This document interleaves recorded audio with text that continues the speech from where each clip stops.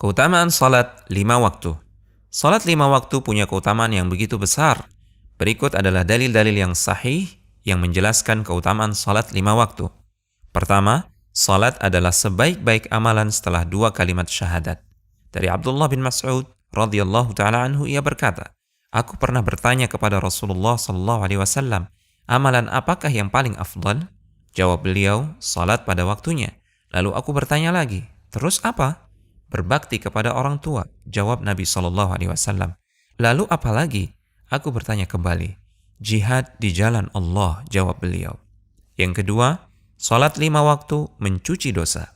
Dari Abu Hurairah radhiyallahu taala anhu, ia berkata bahwa Rasulullah sallallahu alaihi wasallam bersabda yang artinya, tahukah kalian seandainya ada sebuah sungai di dekat pintu salah seorang di antara kalian, lalu ia mandi dari air sungai itu setiap hari 5 kali, apakah akan tersisa kotorannya walau sedikit? Para sahabat menjawab, tidak akan tersisa sedikit pun kotorannya.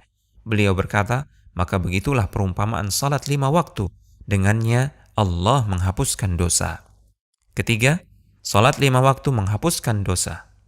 Dari Abu Hurairah radhiyallahu taala anhu, Rasulullah sallallahu alaihi wasallam bersabda yang artinya, di antara salat 5 waktu, di antara Jumat yang satu dengan Jumat lainnya, di antara Ramadan yang satu dengan Ramadan lainnya, itu akan menghapuskan dosa di antara keduanya selama seseorang menjauhi dosa-dosa besar. Keempat, salat adalah cahaya di dunia dan di akhirat.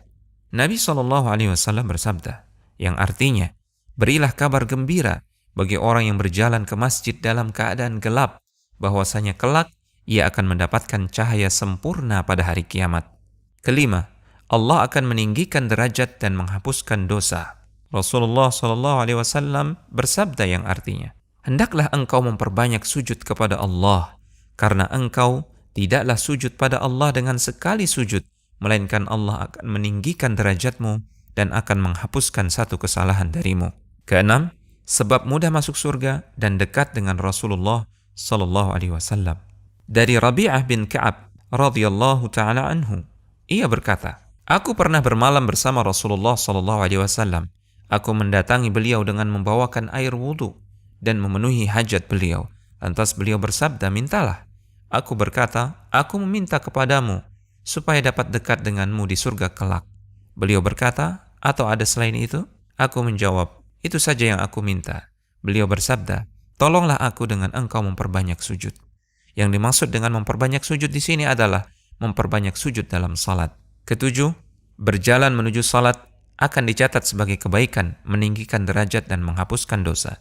Nabi SAW bersabda yang artinya, barang siapa bersuci di rumahnya, lalu ia berjalan menuju salah satu rumah Allah untuk menunaikan salah satu kewajiban yang Allah tetapkan, maka salah satu langkah kakinya akan menghapuskan kesalahan dan langkah kaki yang lain meninggikan derajat. Kedelapan, dijanjikan sebagai tamu di surga.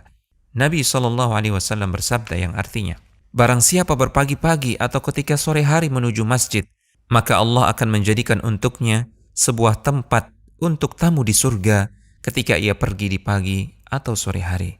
Kesembilan, menghapuskan dosa antara salat yang satu dan salat berikutnya. Rasulullah SAW bersabda yang artinya, tidaklah seorang muslim memperbagus wudunya lantas ia mengerjakan salat, melainkan Allah mengampuni baginya dosa di antara salat tersebut dan salat berikutnya. Kesepuluh, menghapuskan dosa yang telah lalu. Rasulullah SAW bersabda yang artinya, tidaklah seorang muslim menghadiri salat wajib, lalu ia memperbagus wudu dan mengerjakan salatnya dengan khusyuk. Juga ia memperbagus rukuknya, melainkan itu sebagai penghapus dosa sebelumnya selama seorang tidak melakukan dosa besar, dan ini berlaku sepanjang waktu. Rumaisa.com